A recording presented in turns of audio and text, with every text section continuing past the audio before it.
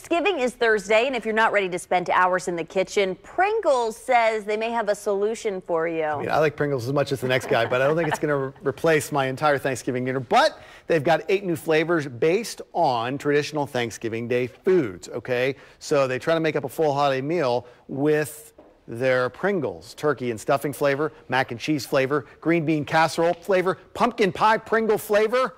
They come in this, look at that, it's like a TV dinner style tray. Like And there's little piles of 3, which is not nearly enough Pringles, by the way. You can add some variety to your Pringles, mix and match them, include the leftover sandwich, the just stacked turkey stuffing and mashed potato chips, or the touchdown, the green bean casserole, mac and cheese, and cream corn creation. This set is available for a limited time only.